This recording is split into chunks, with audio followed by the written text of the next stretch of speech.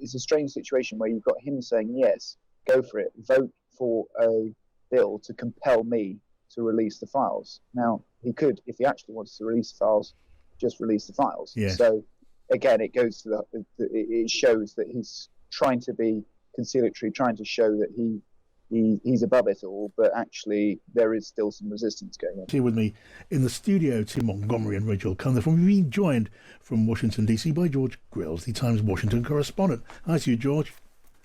Good afternoon. Hi, welcome to the show.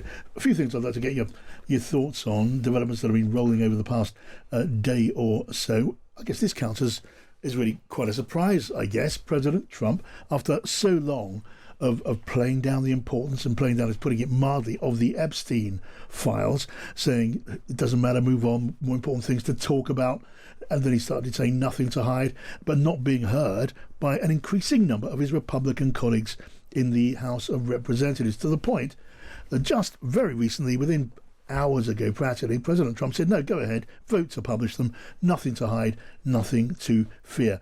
He had been having a battle with the, I guess, famous Marjorie Taylor Greene, the Georgia Republican, member of the House of Representatives, calling her a traitor.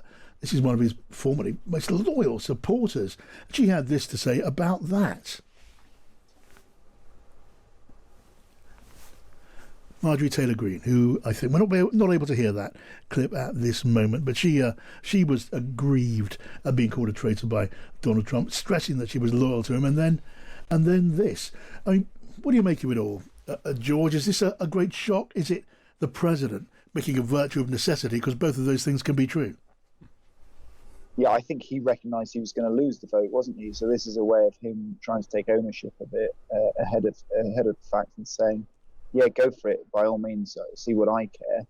And he obviously does care very deeply, because he's been resisting it tooth and nail the whole time. You know, he's been fighting it for a while. But also, bear in mind, he said it's a strange situation where you've got him saying, yes, go for it, vote for a bill to compel me to release the files. Now, he could, if he actually wants to release the files, just release the files. Yes. So, again, it goes to it shows that he's trying to be conciliatory, trying to show that he's above it all, but actually there is still some resistance going on. Yeah, and what do you think of this, Tim, and Rachel, President Trump turning around and saying, no, go ahead, no problem here?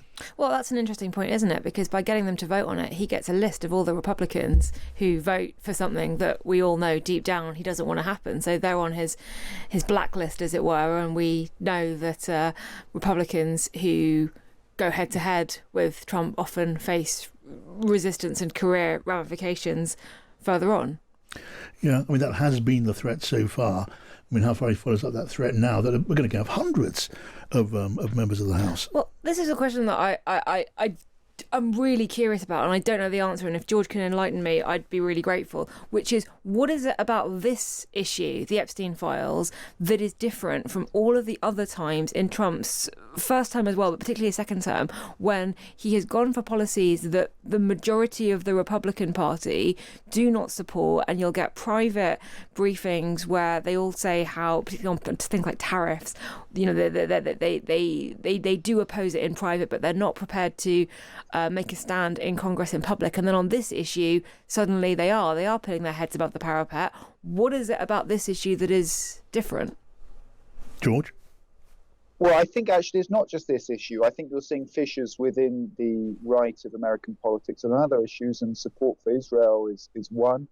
So you see Marjorie Taylor Greene, who is one of those advocating for the release of the Epstein files, as MAGA as they come, basically, has also been outspoken in her criticism of the US government's support for Israel. So there are a few issues that are the dividing line, but certainly, you know, this is the one that kind of, I think, because if you think about those people that were loyal to Trump when he was out of power, when he was suffering legal woes, when it looked like the end of the road for them, you know, Marjorie Taylor Greene was there, you know, at his lowest ebb, and she was battling with him. And these are the real zealots of the movement. These are the people who believe in the conspiracy theories. They have stuck with Trump through thick and thin. And, originally they like to get a sense of being proved right by these conspiracy theories coming true. And initially, the Epstein files were dismissed as just one more of these things along the lines of Pizzagate, or one of those QAnon MAGA-aligned movements from which a lot of these people came from. And they think they're going to be proved right. And maybe it's kind of a bit intoxicating to have that feeling that what was a hunch originally, this belief that something was there, that there's a deep state, that there's something more going on behind the scenes, actually comes to fruition. And there's something there that you can say, I was right all along. I've been crusading for this and everyone ignored me, but I was a prophet. I think there are good and, in my view, bad ways of understanding this rebellion of people like Marjorie Taylor Greene. First of all, is I think it's women, Republican women, who have led this rebellion against Donald Trump, and they obviously perhaps have more concern for the underlying horrors of what Epstein did in that private island. The unattractive side of why they may be doing this is actually what we've just been referring to, the Israel dimension. And Marjorie Taylor Greene has been saying that is Epstein somehow was he funded by Israel? And there's a lot of stuff happening at the moment in the MAGA side of the Republican coalition, which is very anti-Israel at the moment. Some would say anti-Semitic. I don't want to make a judgment on that yet, but there's a lot of anti-Israel feeling within the Republican Party at the moment, and that's a huge change in American politics. If the Republican Party is losing its support for Israel following events in Gaza, that could be an historic shift, and it's hard to quite separate these two issues. George? The only other thing I'd add to it is there is the more mundane issue of personal ambition. All politicians think that one day I could run this country, I could do a better job, and I could go to a higher position. All the rest of it. And I did an interview with Marjorie Taylor Greene earlier this year, and it was just after she was thwarted in her ambitions of running for that Georgia Senate seat, basically because she was the Republican strategist, and indeed Trump himself thought she was going to lose. And so she was blocked from getting a seat in the Senate. And perhaps I suspect, she had maybe ambitions of an even higher role than that. If you look at the other appointments in the Trump cabinet, you have some pretty out there characters, some pretty wacky appointments. And so she's looking at them and thinking, well, hang on, I was here in 2020, in 2021, in the dark days of when everyone else abandoned Trump. I stood by him, and yet I didn't get rewarded from this. And so I do think there's a bit of personal frustration in there as well. George, let me ask you, is it at least possible that in Donald Trump saying it's okay if the House of Representatives votes in favour of publishing the Epstein files, he's doing this because that doesn't necessarily mean at all that they will be published. It's got to go through the Senate as well before that's going to happen. It needs Donald Trump's own signature. Now, it's quite hard to imagine if it goes through both houses, Donald Trump would have any choice but to sign the legislation. But the Senate, that's not a foregone conclusion, is it, just because the House is? No, but by saying that, I want members of the House of Representatives to vote for it, it would be pretty odd then to say, but I don't want members of the Senate to vote for it. Unless George, the Senate, I don't know if it's going to happen remotely, but I do know that until now, the Republican side of the Senate has been holding pretty firm, unlike chunks of the House of Representatives. Maybe, just maybe, I'm making this up, but maybe senators of the GOP could, independently of their own judgment, decide, no, they're not going to give the Democrats this win and publish these papers.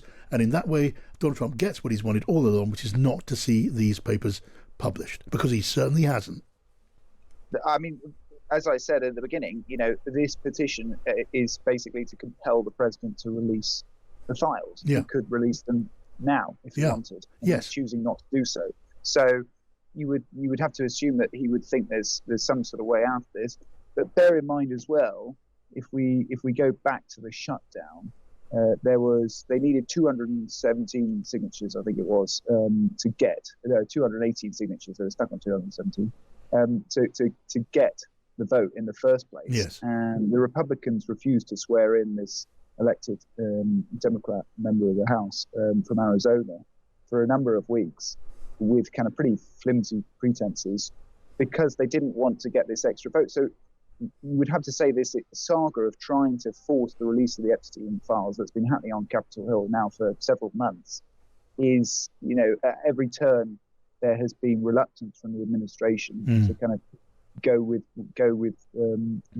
full disclosure. So you would have to assume that there will be many roadblocks henceforth. Yeah, and before you leave us, George, just want to quickly change the subject, talk a little bit more about the BBC, because since we last spoke and since the weekend, we know that the BBC has said that they've given that apology and that letter of apology to the president just before the weekend. But at the same time, the chairman of the BBC was very clear. Look, they don't accept defamation. They're not in the defamation, and they're not in the business of handing over damages, which puts the ball right back in the president's court. He has been very bullish about this, but is there a feeling there that he wants to go to court and fight it out, see the BBC in court, which, it could turn into a rerun of the congressional incitement to insurrection trial? I wonder if he would want that. I mean, what's the feeling about what is likely now? Again, I don't think this is kind of Trump thinking with a long-term strategy. He just takes a belligerent approach to the media. We saw it work out for him with CBS, for example, where he kind of sued them over their 60 Minutes interview with Kamala Harris and ended up, even though it looked like a winnable case for CBS, they ended up paying a settlement to Trump. And at the same time, their parent company was kind of trying to get a merger approved by the US government, and it looked a bit like a quid pro quo. He's also launched this massive legal action against the New York Times. His approach towards the media is to kind of is pretty aggressive. Yeah. And I just think this is a continuation of that. I don't think there's any particular strategy. I don't think he thinks that he's going to get billions and billions and billions of dollars from the BBC. I think it's about putting them in their place. Yeah. Okay. Well, we will watch. A lot of people are going to be watching. George Grylls in Washington. Thank you so much.